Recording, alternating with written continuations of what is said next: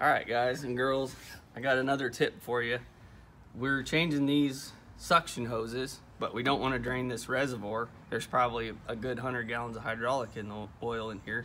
So what you can do in a situation like this is you take the vent out of the tank, and I just rigged up a fitting and some 200-mile-an-hour tape to my vacuum, and you just kick the vacuum on, and this fitting's about ready to come out. So I'm gonna, once the vacuum's on, you won't be able to hear me, but I'm gonna show you how effective a little shop vac is at pulling a vacuum on a reservoir like this, and we will hardly lose a drop of oil. We'll lose more oil out of this fitting than we will out of the tank.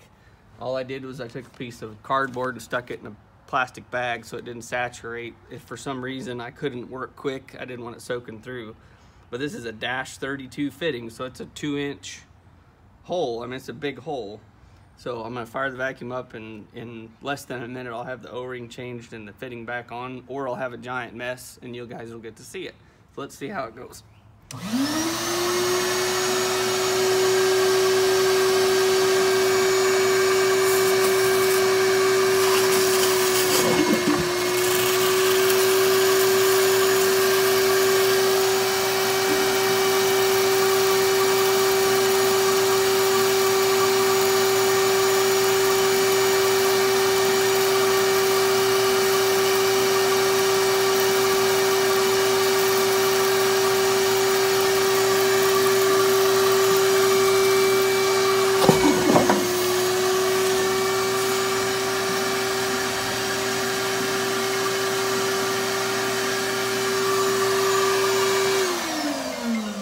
And that's all it takes.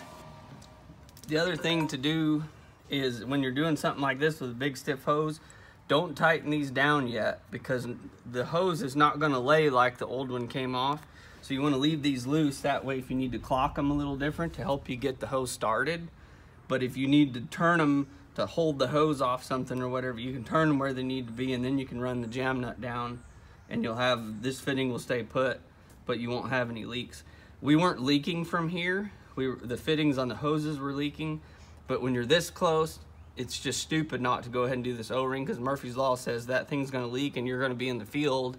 You're not gonna have a vacuum. You're gonna be working kind of half-ass panicked, and that's usually when you dump oil everywhere, and it'll be a sight that they trip balls over oil and shit on the ground. So anything you can do to make your life easier or prevent a problem, that's just kind of the way I've always done things. So that's a little tip.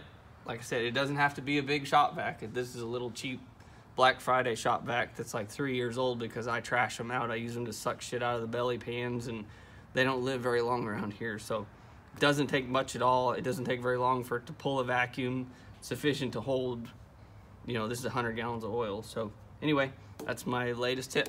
See you later.